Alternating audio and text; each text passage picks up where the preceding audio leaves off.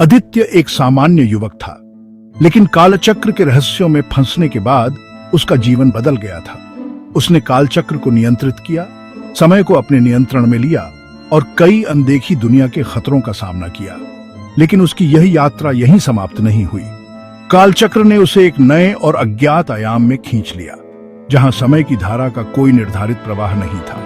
अब आदित्य के सामने नई चुनौतियां और समय के खेल का एक और पहलू था, जिसे समझना और पार करना उसके लिए अनिवार्य हो गया था।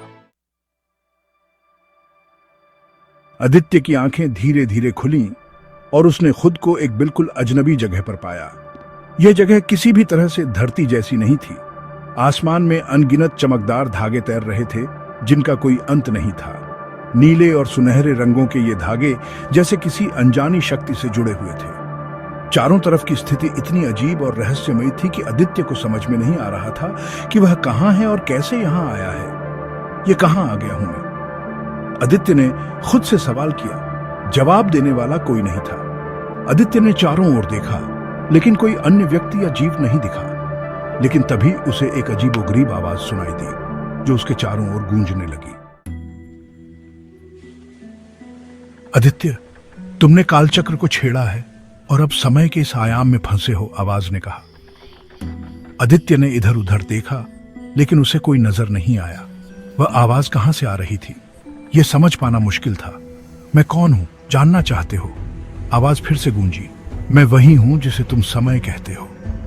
आदित्य की आंखें चौड़ी हो गई। उसने कभी नहीं सोचा था कि समय से उसका सामना इस तरह होगा। उसने आवाज को ध्यान से सुना। तुमने कालचक्र के रहस्यों को छेड़ा है और अब तुम्हें इस आयाम से बाहर निकलने के लिए समय के रहस्यों को समझना होगा। आदित्य को महसूस हुआ कि यह उसके लिए जीवन की सबसे बड़ी चुनौती हो सकती है।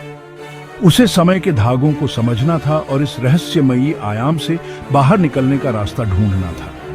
उसने चारों ओर देखा और धागों को छूने की कोशिश की, लेकिन जैसे ही उसने एक धागे को छुआ, उसे एक जोरदार झटका लगा और वह किसी और ही स्थान पर पहुंच गया।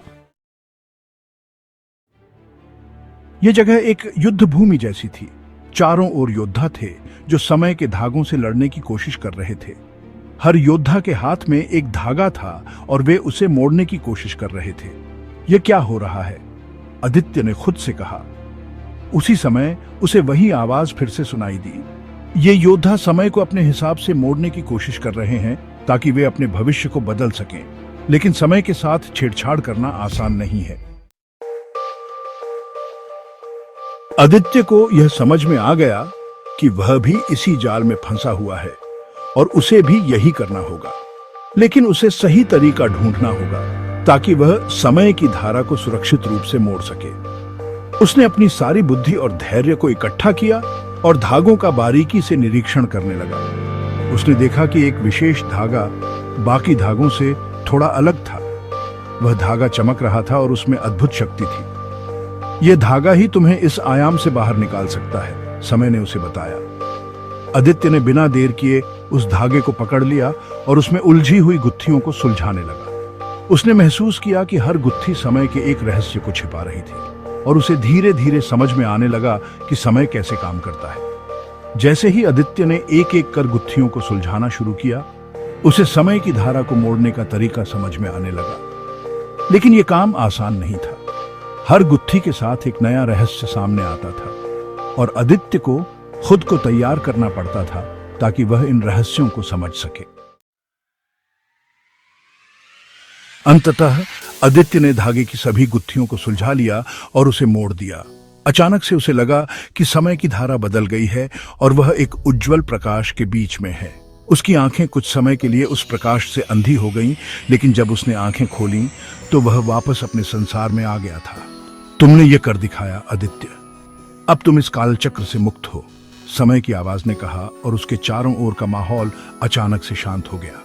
लेकिन आदित्य जानता था कि यह कहानी यहीं खत्म नहीं हुई है।